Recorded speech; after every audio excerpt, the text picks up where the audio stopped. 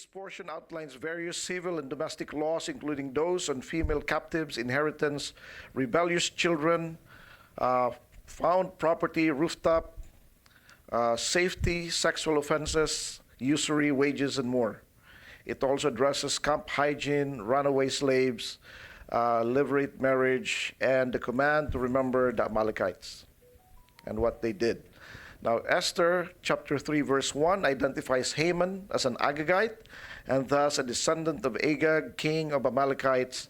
And in Numbers chapter 24 verse 7 identifies the Agagites with the Amalekites.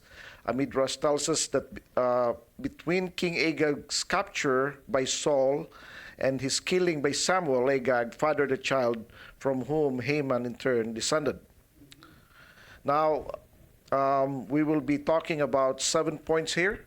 The prescript for female captives, the pronouncement on inheritance rights and punishments, precepts on sexual immorality or sexual morality, proscription from the congregation, purification of the campsite, and the principle on divorce duty of a surviving brother, and proclamation regarding miscellaneous laws. Now, the first one is the prescript for female captives. In ancient Israel, they have the precept on how to deal with captured women, which is stipulated in Deuteronomy 21:10-14. And it can also be seen in the Genesis chapter 34, 25-29. It says there, when you go out to war against your enemies, and the Lord your God delivers them into your hand, and you take them captive, and you see among the captives a beautiful woman, and desire her, and you would take her for your wife, then first thing you need to do is that you shall bring her home to your house, and she shall shave her head and trim her nails. And she shall put off the clothes of her captivity, remain in your house, and mourn her father and mother a full month. After that you may go in to her and be her husband, and she shall be your wife. And it shall be, if you have no delight in her, then you shall set her free, but you certainly not sell her for money. You shall not treat her brutally, because you have humbled her. Now, the next P is pronouncement on inheritance, rights, and punishment. But before we go on with that, I would like to emphasize that the law that was mentioned for captive women was stipulated 3,500 years ago. And they have already been doing this. We know what happened to the women during war, even in present time. Women are subjected to rape and abuses and many things. The law does not allow Israelites to do that, and they never did that.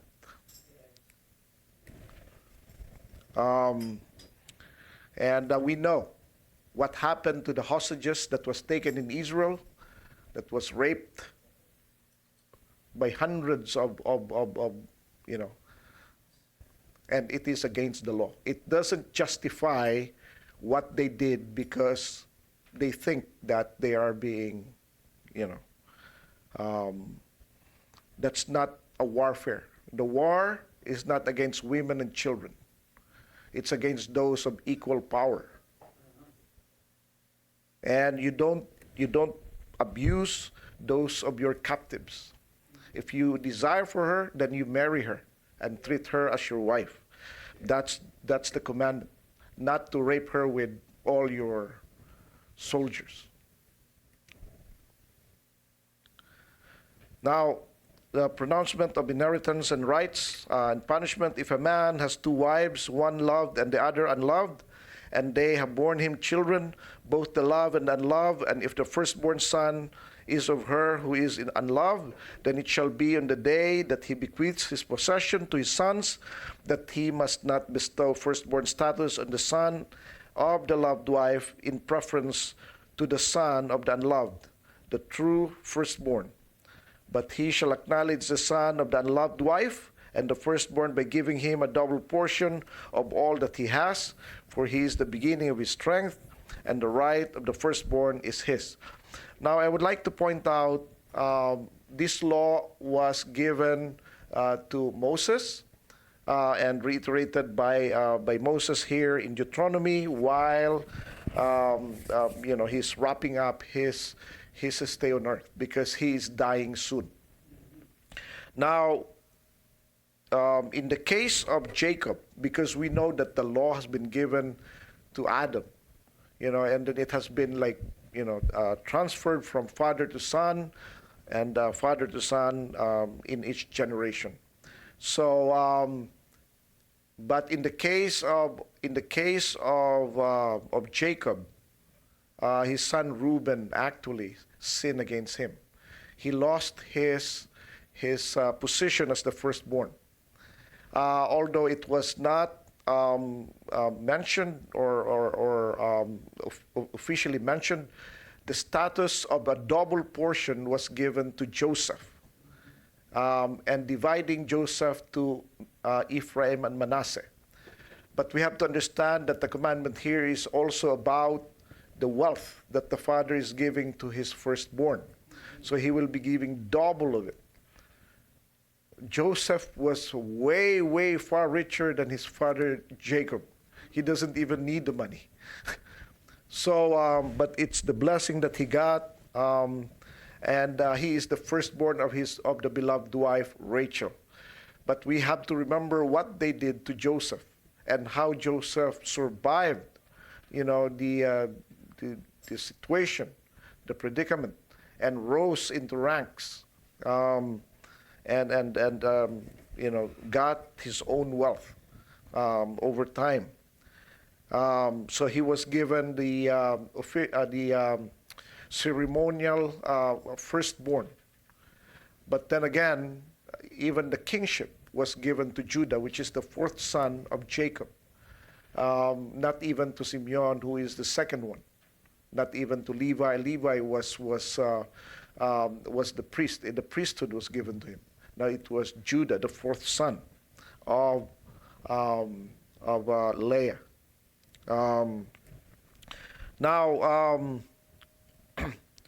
But the Lord knows that going forward, it's always not the case.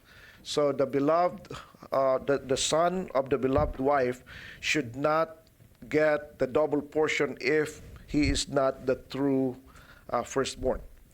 Now, if a man has a stubborn and rebellious son who will not obey the voice of his father or the voice of his mother, and who, when they have chastened him, will not heed, then his father and his mother shall take hold of him and bring him to the elders of the city, to the gates of his city, and they shall say to the elders of his city, this son of ours is stubborn and rebellious, and he will not obey our voice. He is a glutton and a drunkard. Then all the men of his city shall stone him to death with stones, so that you shall put away the evil from among you, and all Israel shall hear and fear. So this is the punishment of a child, of any child who goes against their parents.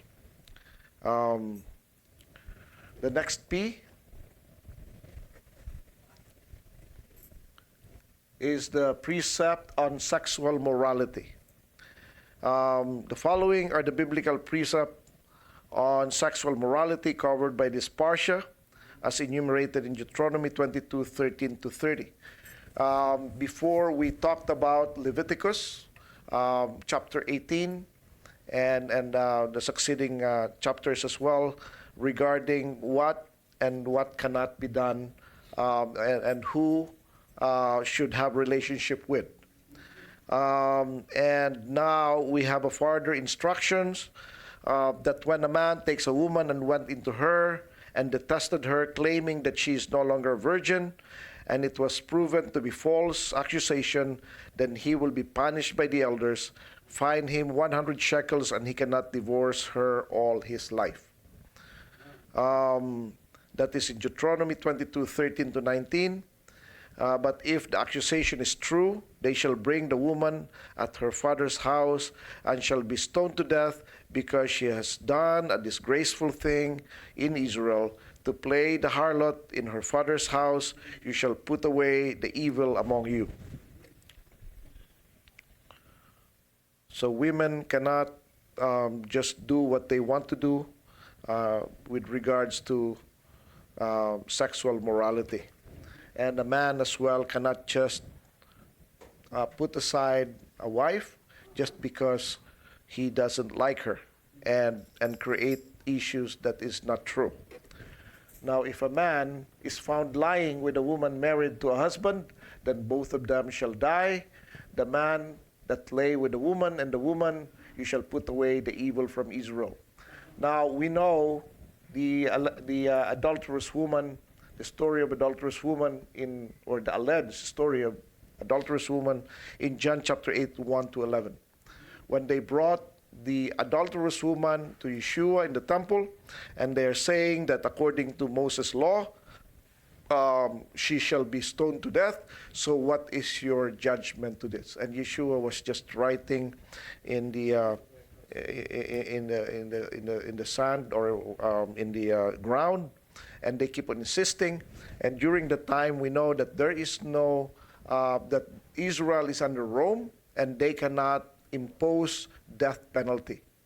It has to be imposed by the Roman procurator, and it has to be, according to the law of Rome. Now, but if Yeshua would say otherwise, then he would also go against Moses. So they are trapping him. And then he said, whoever does not have a sin is the first to throw the stone. Now, he is not talking about any kind of sin. He's talking about the sin of adultery. That's why he keeps on saying this adulterous generation is asking for a sign.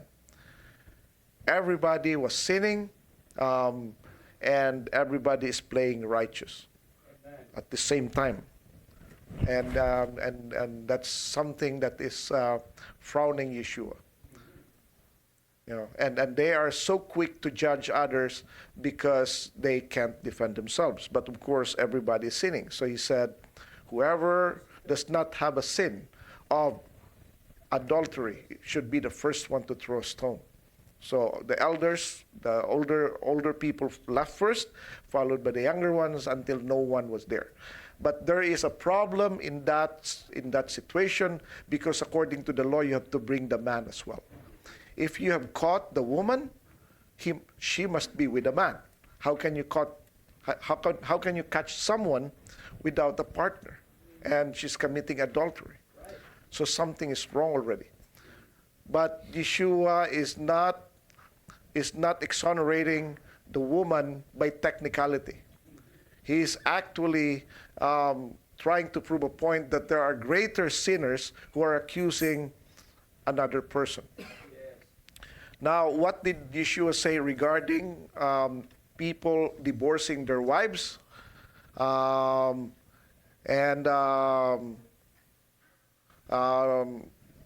Is that you are basically making them commit adultery. That's what it is. So if a woman divorces, if a man divorces a woman, unless it was of sexual immorality, you are causing that woman to commit adultery. Amen. So this is what happened to this woman.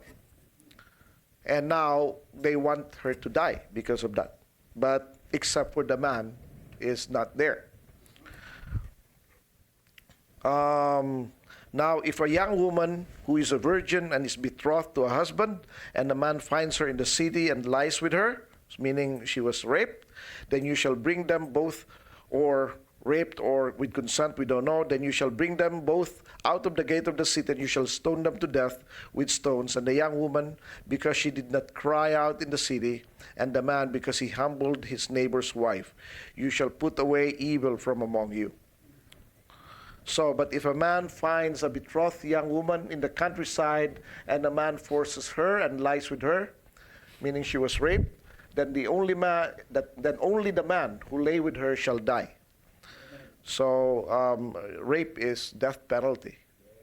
But you shall do nothing to the young woman. There is in that young woman no sin deserving of death, for just as when a man rises against his neighbor and kills him, even so is this matter.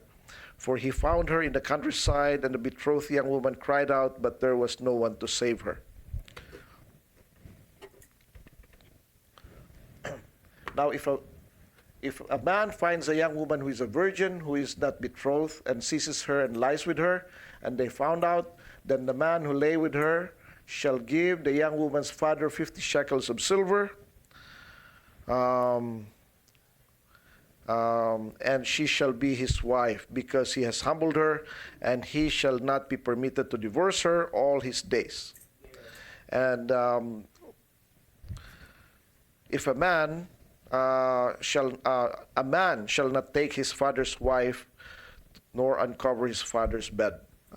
We know the case of Reuben's case with Bilhah in Genesis 35:22 and chapter 49, verse 3 to 4.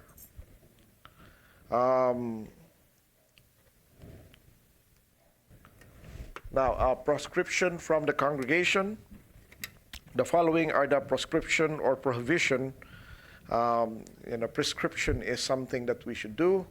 Proscription is something that we should not do.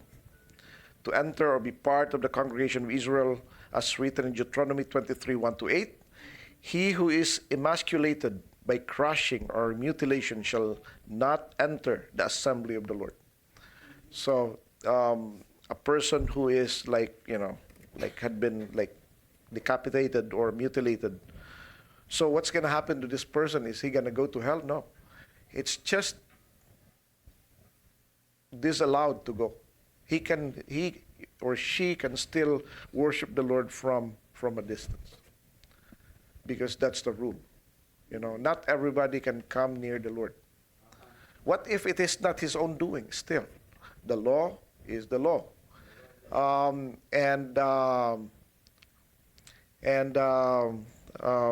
a person thinks that he needs to do something because he wants it, it has to be within the bounds of the law. It cannot be because he or she wants it. We need to understand that not everybody can come before the Lord, right?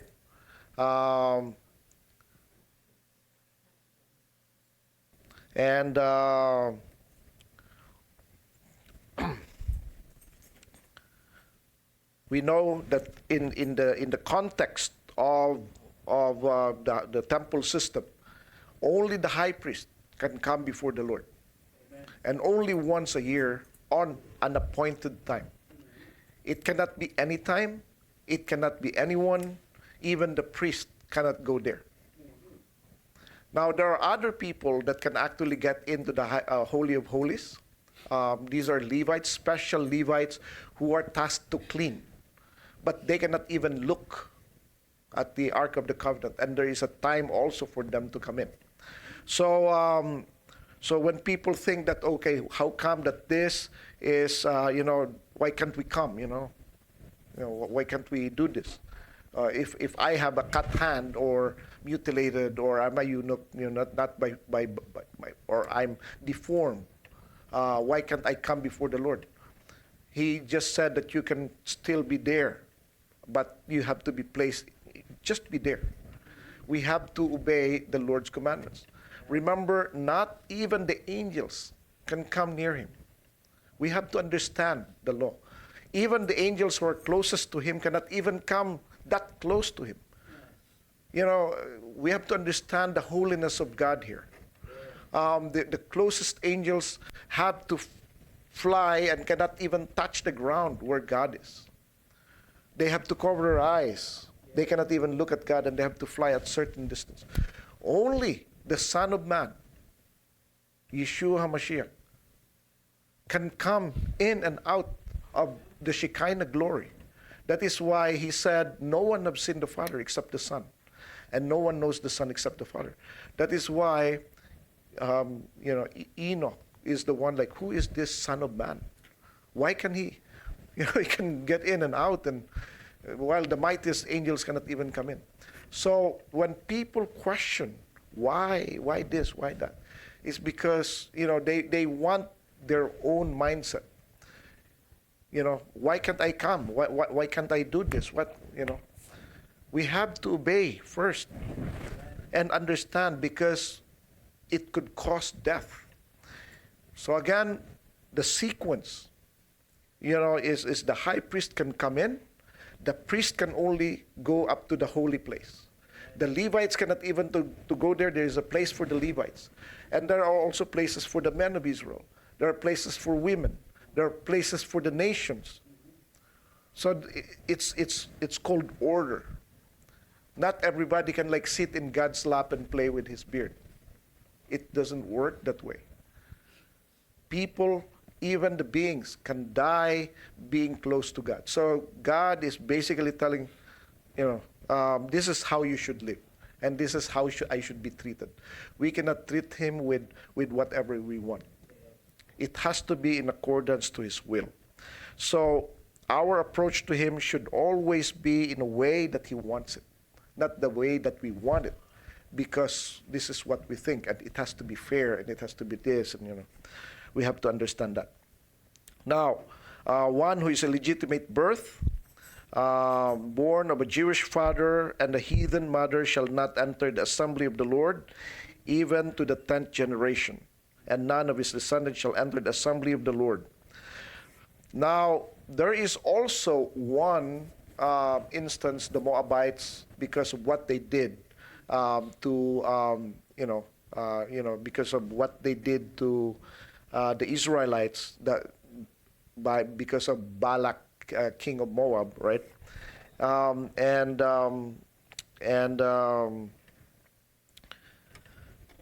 the Lord said, nobody can come in up to the 10th generation from Moab.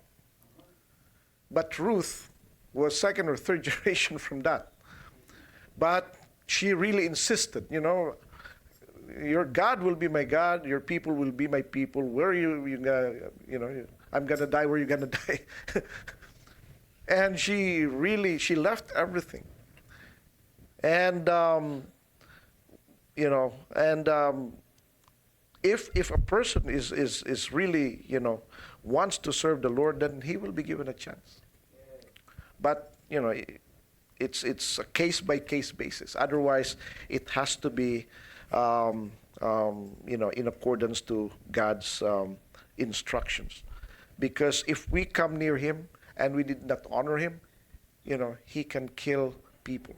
That is why the sons of Nadab and Abihu, the sons of Aaron, they died because they offered a strange fire. It's something that the Lord does not want. So we have to be careful how we even worship the Lord our God.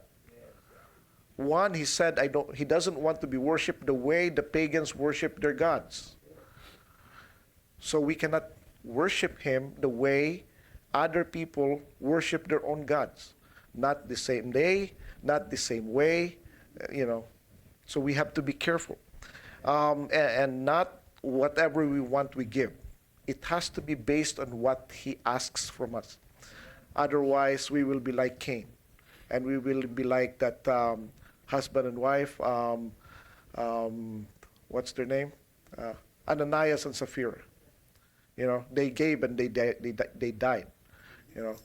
We cannot be like that. What the Lord asks is what we give. For example, one of the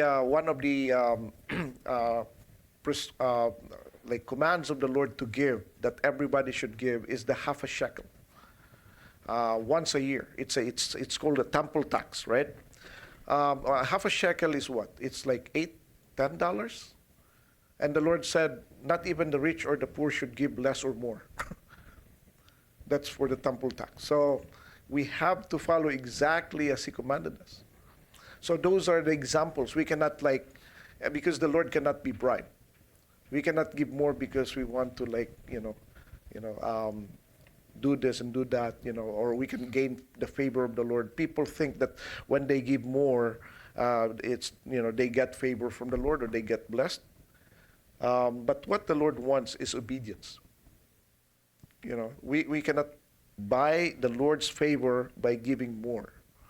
or by serving more, and then we don't even keep His commandments. What He wants is obedience to His word. So that's what He wants, right? So we have to know what He wants so that we can actually give Him what He wants. And if we don't know them, then we are bound to make mistakes.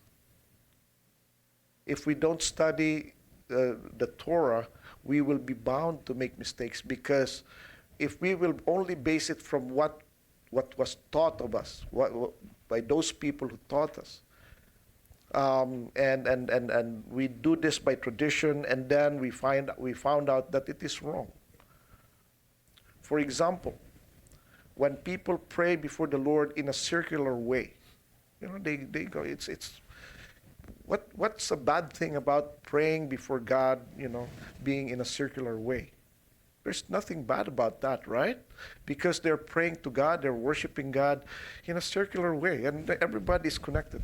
But that's the way people, the heathen, worship their God. So by itself already, it's wrong. But people doesn't know it.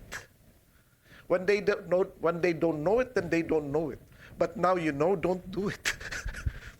I'm not judging those who doesn't know. How can you even judge those? They don't know it. So what can we do, right?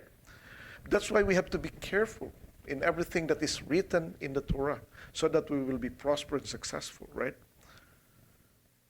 So how do we worship Him? Then we have to see the scriptures. It has to be in spirit and in truth. It has to be based on what He wants, based on the day that He wants, based on the process that He wants. These are the things that we need to do, right? One thing is that if other pagans or heathen or other religion are doing it, most likely He doesn't want it. People, they offer food in the altar to their idols.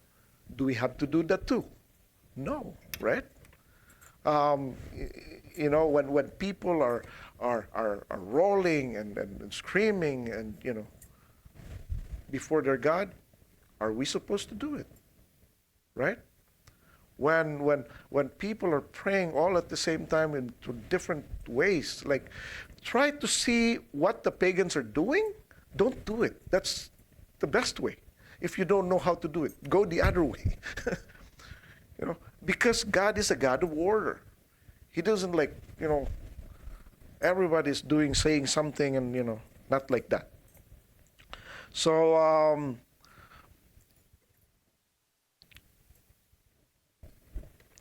you shall not seek their peace nor prosperity of all. Okay. You shall not seek the Ammonite and Moabite peace nor prosperity all your days forever. That's why even Ruth has to leave her wealth. She was a princess, right? You shall not abhor an Edomite, for he is your brother. Okay, what does it even mean to us? Like, okay, what is an Edomite? Edomite is a brother of Jacob, right? So, and I want to, what does it even apply to us? If we have a brother or a sister or a relative that is not a believer, we should not abhor them. Jacob, Edom or Esau is a brother of Jacob. And the Israelites who are believers are commanded not to abhor them. So what does it mean to us? Right? We have a brother, a sister, a relative, close relative, who are not a believer. Never abhor them. But don't do what they do. But don't hate them. That's what it meant, right? As an application to us. You shall not abhor an Egyptian because you are alien in his land. What does it even mean? We should not hate our employers. We should not hate those who are above us because they are different from us. Those who actually help us and covered us, they should not be hated. Sometimes people, they have a different perspective because they do differently. Inasmuch as we are commanded not to do what they do, we are also commanded not to, abhor them. Like, You know, we should never do that. At the very least, we should pray for them, right?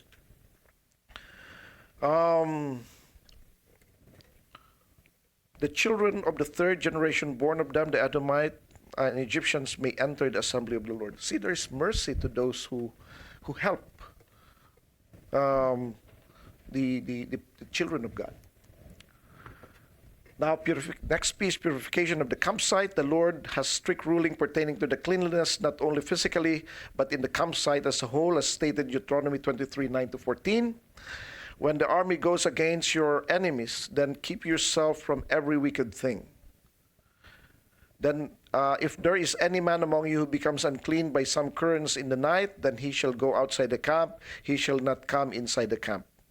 But it shall be when evening comes, he shall wash with water, and when the sun sets, he may come into the camp. So how can one be unclean? If he touches an unclean thing.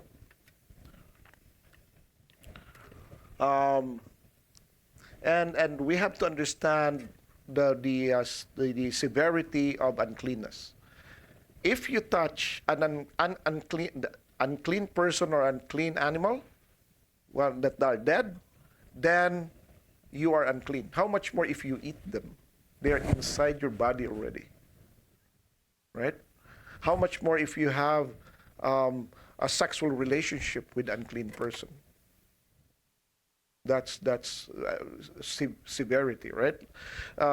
If by touching it you're unclean already, how much more when you do more of that, right? So we have to understand these things. For the Lord your God walks in the midst. Okay, hold on. The number 5. It says here, you also have a place outside the camp where you go out. That is when they need to, when they need to poo. You shall have an implement among your equipment when you sit down outside, and you shall dig with it and turn cover your refuse. So they have a sword and a shovel. So they because it says here, for the Lord your God walks in the midst of your camp to deliver and give your enemies over to you. Therefore your camp shall be holy. So do you know what it means? When he walks, meaning he touches the ground and there is a poop there. The Lord doesn't want that. He might step on it and he will be really mad. He's not floating in the air. We know from the very beginning, when he was walking, he was looking for Adam. They heard him walk like, he's in the ground, So we have to be clean. It's a cleanliness, right? That he may see no unclean thing among you and turn away from you. When people think that, the Lord sees the hearts of people. We don't need to clean. We need to clean because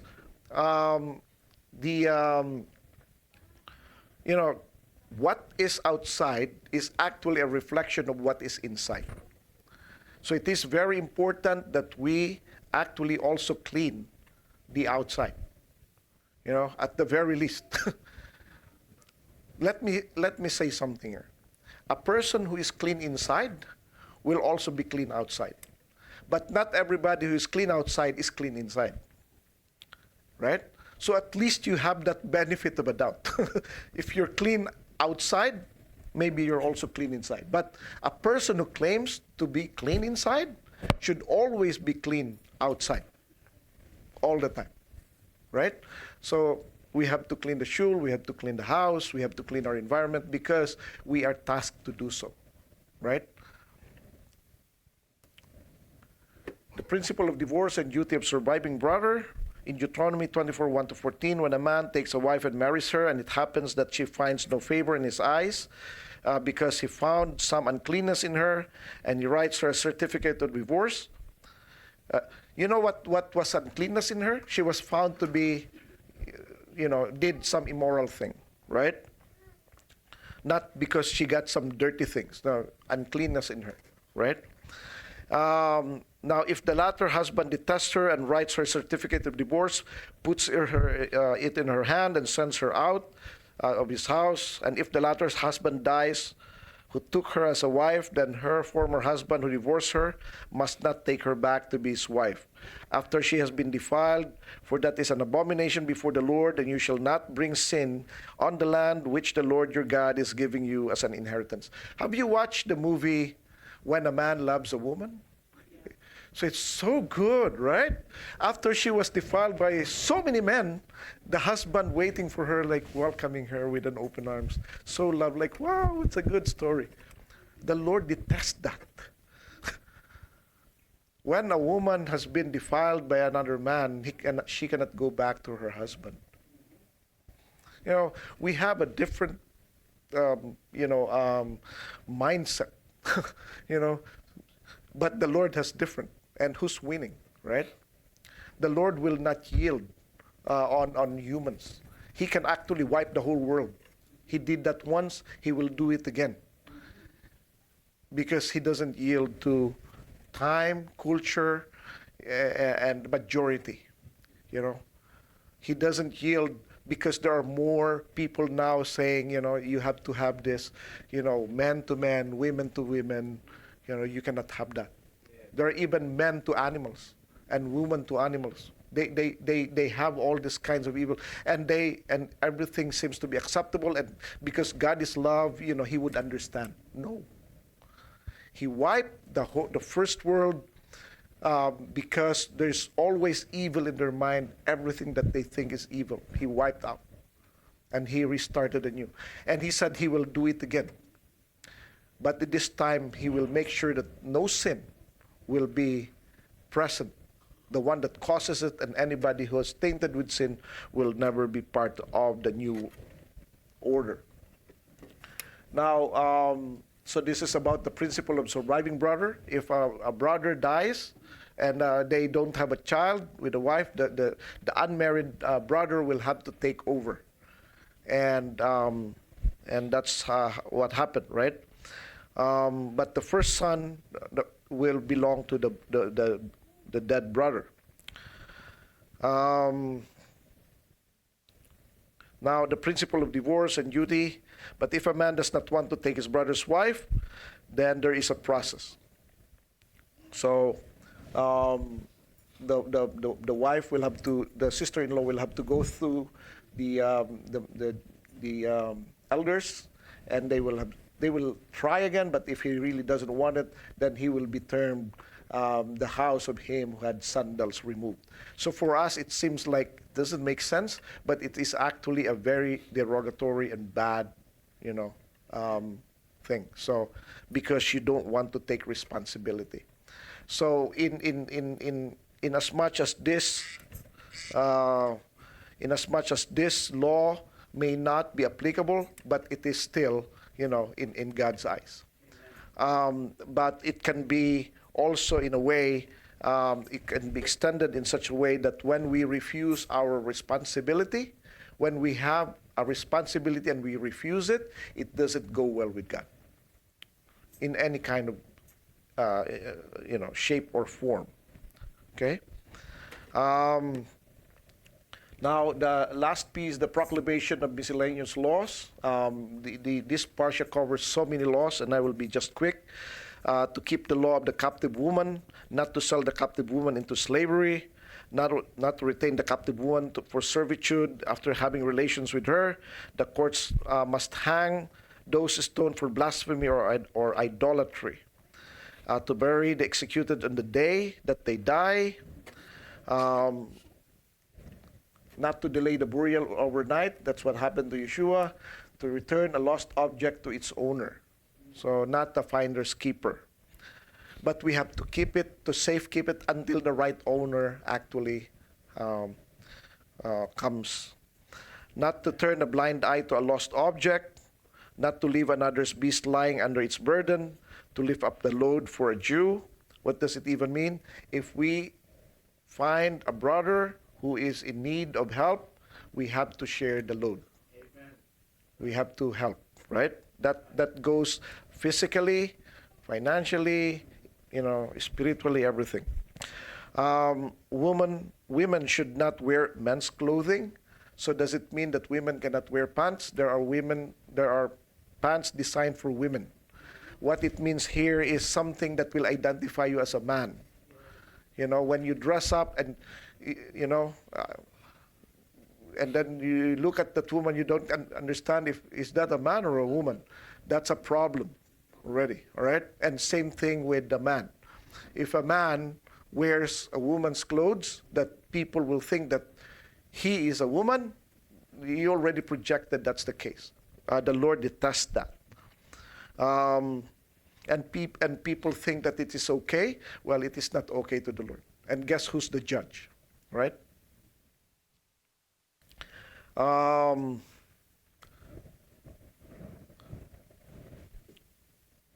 Not to take the mother bird from her children. So you don't kill the bird to get the egg.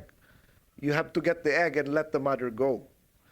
This is the kosher. That's why we don't eat egg and chicken at the same time, or milk and meat. This is where it was taken from. Okay, and there are medical reasons for that as well.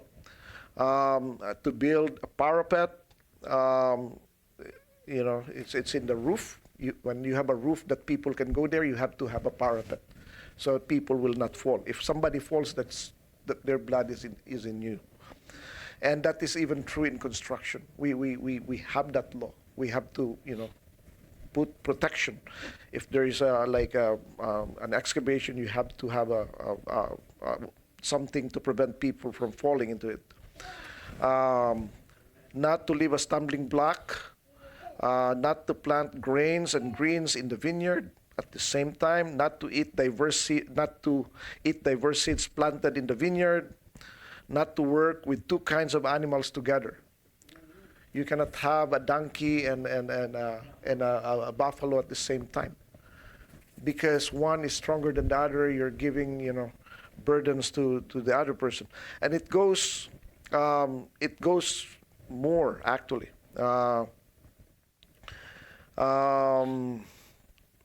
Not to wear cloth, wool, and linen at the same time, and people, you know, are questioning that, but you know, it has something to do with spiritual things. Everything has connections.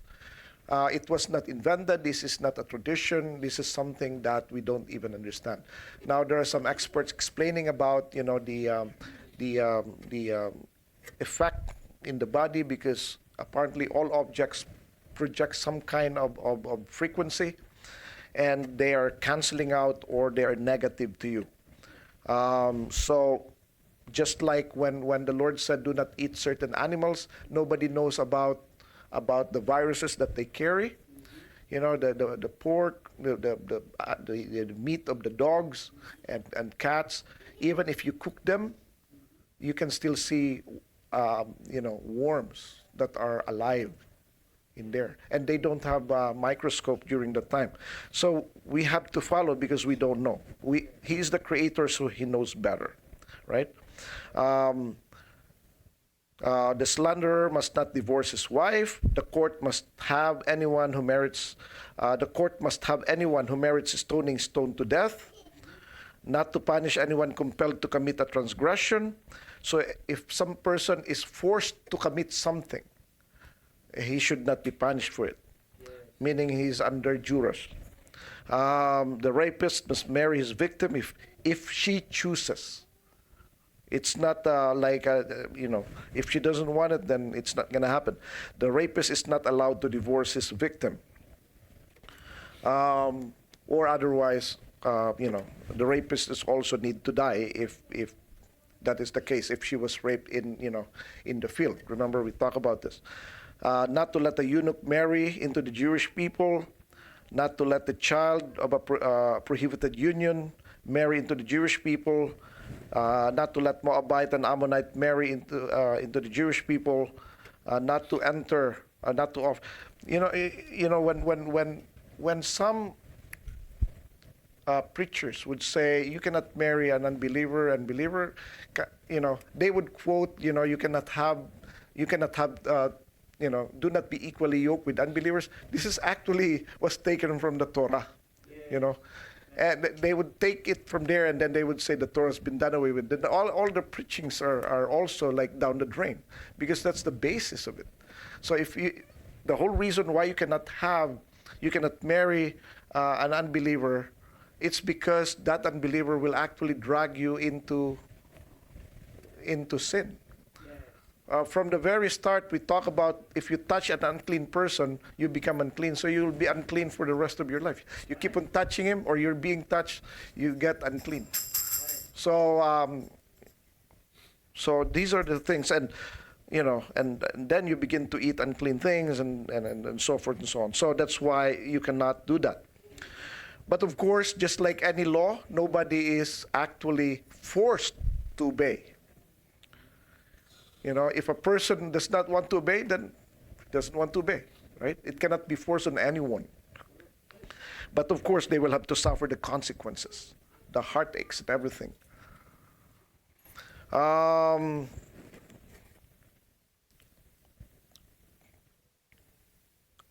Not to offer peace to Moab or Ammon, not to exclude third generation of Edomite, convert from marrying into the Jewish people, to exclude Egyptian from converts marrying the Jewish people, to a ritually unclean person should not enter the camp of the Levites. And to prepare a place of easement in a camp, to prepare boring stick and spade in the easement of the camp, not to return a slave who fled into Israel from his master abroad. Not to oppress a slave who fled in Israel from his master abroad, not to have relations with women. Number 38 is interesting because this is the story of Onesimus and Paul and Philemon. Onesimus is actually a slave of Philemon.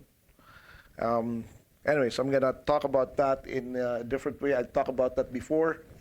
Not to have relations with women not married by means of ketubah or kedushim.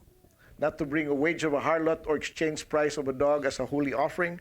So anything that comes from unholy thing, you cannot actually bring it as an offering before the Lord. So keep it to yourself. Not to borrow at interest from a Jew. Not to lend an interest to a non-Jew if the non-Jew needs a loan, but not to a Jew. So do not loan an interest to your brother or sister, especially of the same faith. That's what it meant, right? Not to be tardy with vow or voluntary offerings. You thought about something, you have to give it on time to fulfill whatever goes out from one's mouth. To allow a hard worker to eat certain foods while under hire. You cannot keep them from not eating. That the hard hand should not raise a sickle to another standing grain. That the hard hand is forbidden to eat from the employer's crops during work. To issue a divorce by means of a document. A man must not remarry his ex-wife after she was married someone else. Not to demand from the bridegroom any involvement, community, or military during the first year. So they cannot serve in the military during the time. To give him who has taken a wife, build a new home, or planted a vineyard a year to rejoice therewith. Not to demand a collateral utensils needed for preparing food. The Betzorah must not remove his signs of impurity. The creditors must not forcibly take collateral. Not to delay return of collateral when needed.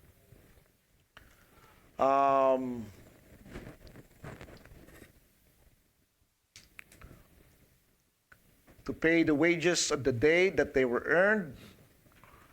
And Yeshua even have a parable about this. We have to give them, especially those who are in need, we cannot withhold their money. The relatives of the litigants must not testify. A judge must not pervert a case involving a convert or an orphan. Not to demand collateral from a widow, to leave the forgotten sheep in the field. If you have something in the field, and then you forgot about it, you were resting already, and then you remember, don't come back for it. It belongs now to the poor and the needy. You know, if somebody takes it, they are not stealing. So, say for example, you're harvesting something, right? And then you're putting them into your car and everything, and then you left already, and you have no plan of coming back. You thought everything is there, right? And then you come, and then you remember, oh, I have to come back and get it. We're not allowed to do that. So what's going to happen if we go forward? Say, for example, we left a grocery bag, and then you were resting at home already, and then you remember, should you go back? No, it belongs to someone else now. That's how it is. That's how it is. The Lord provides for His people. Then don't forget. If you forget, meaning it's not for you anymore. You have enough. You have more than enough. So if we lose something, let it be. It's somebody. It's for somebody. The Lord is providing it for somebody. So let it be. You know, these are the things that we are being taught, right? We should not attach ourselves to the wealth of this world, and you know. And we even have to intentionally, like help out. You know, I'm going to give you something. All these lessons. The Torah is teaching us something. When we harvest, we have to leave like the corners, like the borderline. You know. And leave it to the poor, the widow, the needy, and everything. You know. And those that fell during the harvest, you have to leave it there. You cannot even pick it up. So you have like something, and then it's there. It's there. It's for the poor, the needy, wild animals. It's not for you. The one that is hanging on the tree is yours. Right? So, but when we help people, we don't just give it. They have to work for it too. Right? You don't like harvest it for them and you give it to them. No. You leave what is harvested. They have to make an effort to get it. Don't like shove it to their mouths. But make it with dignity. Just like what what's the Boaz did to Ruth. You know, he instructed his workers to leave extra, right? So they don't feel that you are like, you know, it's almost like let them feel that they're working too. If you're helping, let them work so that they have this dignity, that their dignity is retained to them. You're helping, but you're giving them just for them enough that they can say that I also did it, you know, I also did something. So let them do that, right? So when you left your stuff there and you're resting at home, that's what the Torah said. Don't come back for that. That's not yours. If they take it, they take it. They are not stealing. What about if they come and they steal it from the tree and they start to eat? Then it's just not stealing because they are hungry. But if they have, like, they're intentionally harvesting it, you know, to sell, that is stealing, you know. But whatever is like already, so after harvesting, you pick the best ones, right? The deformed ones, the not good ones, you leave it in the tree. That's for other people. For animals, for poor, for the needy, for the widow. And now they come, oh, there's some still fruits here. Maybe I'll get and eat it. Perfect. They're not stealing it. They go and harvest it, it's still fine. Because you're done already. It's the same principle as you already left it in the field. You're done already. You have enough. What do you want, right? So, and you can apply that in anything. You know, that principle. You know, there are a lot of good Samaritans out there that they even have this they like pay for some, like, a certain amount that to certain like coffee shops, like I think Starbucks has that. I'm not sure if Tim Hortons has that. So you pay for that, and then when a person who does not have money would come, can I have a free coffee? They have that. They have that card. So try that.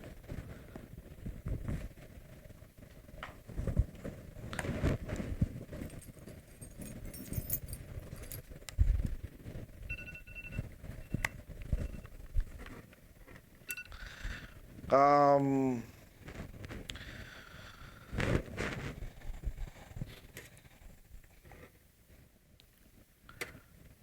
so,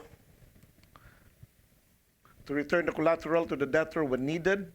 Say, for example, they come to you and say, "Oh, I have these tools. I'm gonna give it to you. Loan me some money, and you can have my tools." Like what? How can they pay you if you have their tools, right? But what it says here is that you can take it, but when they need it, you have to give it back.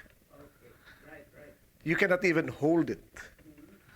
So if you can have to take it back, then don't just get it. But sometimes you have to do it just for the sake of, But in your heart, when they need it, when they say, can I borrow the, maybe this so that I can work, you give all of it,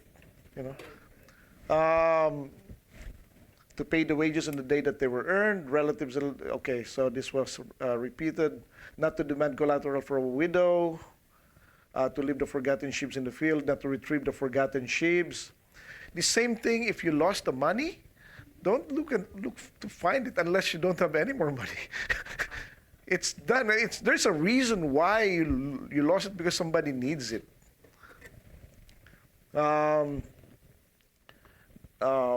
precept of which whiplashes for the wicked.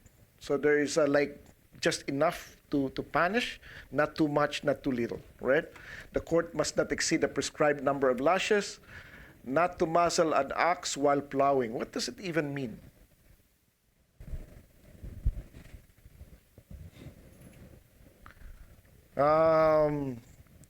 You cannot prevent the animal from eating while they are working.